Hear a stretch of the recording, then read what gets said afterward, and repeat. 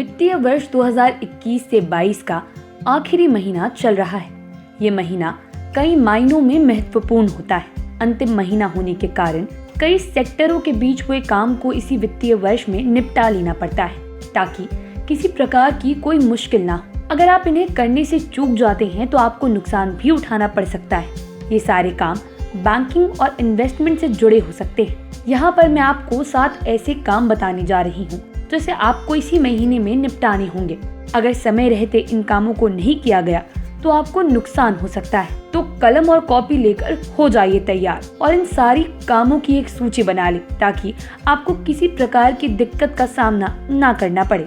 सबसे पहला काम आधार से पैन कार्ड लिंक करना है। अगर आपने अभी तक पैन को आधार से लिंक नहीं किया है तो इस महीने करा लें, नहीं तो आपका पैन इनएक्टिव हो जाएगा। पैन कार्ड को आधार से लिंक कराने की आखिरी तारीख 31 मार्च है।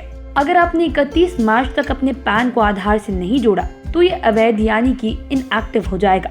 अगर किसी व्यक्ति के पास एक्टिव पैन नंबर नहीं है तो बैंक आपकी आय पर 20% की दर से TDS काटेगा, जो आपके लिए काफी ज्यादा नुकसानदायक साबित होगा। इसीलिए बिना देर किए इस महीने में आप अपने आधार को पैन से लिंक करवा लें ताकि इस समस्या से आपको 2-4 नहीं करना पड़े। दूसरा जो जरूरी काम है वो है लेट और रिवाइज रिटर्न फाइल करने को लेकर। 2019 से 20 के लिए देर से या संशोधित इनकम टैक्स रिटर्न यानी कि ITR दाखिल करने की आखिरी तारीख भी 31 मार्च है। किसी वित्त वर्ष के लिए रिटर्न भरने की मूल समय सीमा खत्म होने के बाद बिलेटेड रिटर्न फाइल किया जाता है। इसके लिए करदाता को 10,000 रुपए पेनल्टी देनी पड़ती है। रिवाइज रिटर्न तक फाइल किया जाता है और जब ओरिजिनल रिटर्न फाइल करते समय कोई गलती हो जाती है। बता दें कि बिलेटेड ITR आयकर अधिनियम 1961 के सेक्शन 139(4) के तहत फाइल किया जाता है, तो वहीं रिवाइज ITR को सेक्शन 139(5) के तहत दाखिल किया जाता है। बिलेटेड रिटर्न 10,000 रुपए की लेट फाइलिंग फीस के साथ 31 मार्च 2021 से पहले जमा किया जाना है। तो देर ना करें, यह भी काम समय रहते ही इसी महीने निपटा लें। बात करें अगर तीसरे जरूरी काम की तो इनकम टैक्स में छूट पाने के लिए निवेश करने को ये लेकर है। अगर आप इनकम टैक्स छूट का फायदा लेने के लिए निवेश करने का प्लान बना रहे हैं तो आपको 31 मार्च तक निवेश करना होगा। इनकम टैक्स एक्ट के कई सेक्शंस जैसे कि 80C और 80D के तहत किए गए निवेश पर टैक्स छूट का फायदा मिलता है। इनकम टैक्स एक्ट के सेक्शन 80C के तहत 1.5 लाख रुपए तक के निवेश पर टैक्स छूट ली जा सकती है। अगर आपने मार्च तक इनकम टैक्स में छूट पाने को लेकर संबंधित स्कीम में निवेश नहीं किया है तो आपको नुकसान हो सकता है। इसीलिए बिना देर किए सही जगहों पर निवेश कर इसका लाभ उठाएं। चौथा जो जरूरी काम है वो है स्टॉक्स और इक्विटी फंड से प्रॉफिट बुक करना। स्टॉक्स और इक्विटी ओरिएंटेड फंड्स पर 1 लाख रुपए से ज्यादा के लॉन्ग टर्म कैपिटल गेन्स पर अब टैक्स लगता है। अगर आपको लॉन्ग टर्म कैपिटल गेन हुआ है तो आपके लिए 1 लाख रुपए तक लॉन्ग टर्म कैपिटल गेन पर टैक्स छूट का फायदा उठाने का यही मौका है। 31 मार्च से पहले इस हिसाब से प्रॉफिट बुक करें कि टैक्स छूट का लाभ मिल जाए। इसके लिए आपको 31 मार्च से पहले उतने स्टॉक्स और इक्विटी फंड्स बेच देने चाहिए जितने पर 1 लाख रुपए तक का लाभ मिल जाए। फिर इसी पैसे को अगले वित्त वर्ष में दोबारा इन्वेस्ट कर दें। हालांकि बेचने और खरीदने की प्रक्रिया में आपको ब्रोकरेज हाउस को 1% रकम देनी होगी।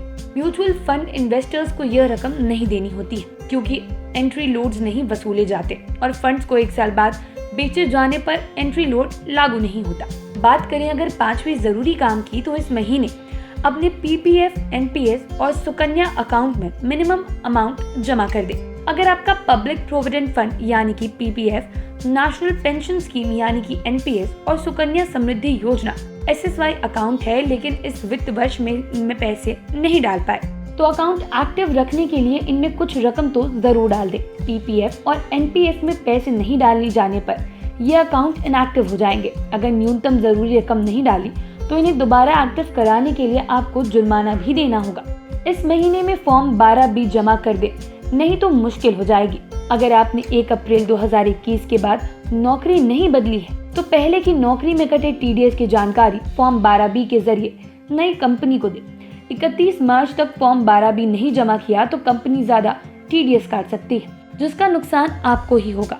इसीलिए देर ना करें और इस काम को भी इसी महीने निपटा लें ताकि इस प्रकार की परेशानी से आप बच पाएं। 7वां काम जो कि इस महीने निपटाना जरूरी है वो है बैंक अकाउंट का KYC अपडेट करना। 31 मार्च 2022 तक डीमैट और बैंक अकाउंट धारकों को KYC अपडेट करानी है। KYC के तहत ग्राहकों को उससे पैन कार्ड, पता जैसे कि आधार, पासपोर्ट आदि को अपडेट कराने के लिए बैंक कहता है। इसके साथ ही हालिया फोटोग्राफ और अन्य जानकारी की मांग भी की जाती है। नियम के मुताबिक अगर आपकी KYC अपडेटेड नहीं है तो आपका बैंक खाता बंद हो सकता है। तो वहीं अगर आपके डीमैट अकाउंट की KYC नहीं होती है तो डीमैट अकाउंट डीएक्टिवेट कर दिया जाएगा।